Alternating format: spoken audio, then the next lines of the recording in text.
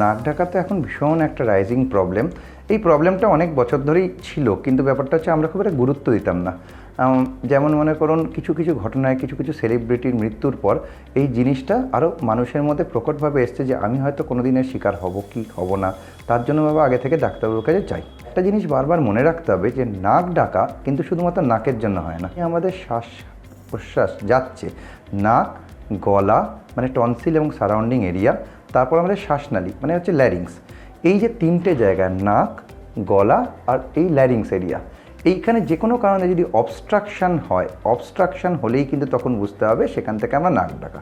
Second হচ্ছে যেটা মনে করুন নাক ডাকা কেন হয়, যখন একটা ছোট ক্লোজ স্পেসের মধ্যে যখন আরও ন্যারোড হয়ে যায়, যেমন মনে করুন নাকের মধ্যে দিয়ে যখন আমাদের নিঃশ্বাসটা যাচ্ছে তখন মনে করুন নাকের মধ্যে আমার কোনো হাড় ব্যাঁকা আছে, পলিপ আছে, টার্বিনাইট হাইপারট্রফি আছে, তাহলে আমার স্পেসটা কমে গেল, অ্যাডিকুয়েট স্পেস হলো না। কম জায়গাকার মধ্যে দিয়ে যখন হাওয়া জোরে পাস করছে তখন একটা সাউন্ড হতে পারে, এটা হচ্ছে নেজাল কজ।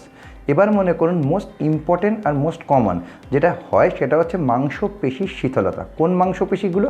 যে মাংসপেশিগুলো হচ্ছে টাং মানে জিভের পেছন দিকে থাকে, যেটা আমাদের তালু, তালু ভীষণ ভীষণ ইম্পর্টেন্ট, তালু এবং তার সারাউন্ডিং, তার পারিপার্শ্বিক যে জায়গাটা, টনসিল, বড় টনসিল আছে মনে করুন গ্রেড 3 গ্রেড 4 টনসিল, বাচ্চাদের ক্ষেত্রে দেখা যায় নাক ডাকছে। কেন? কারণ ওইখানে স্পেসটা কমে যায়। ফলো করুন সংবাদ প্রতিদিন ডিজিটাল।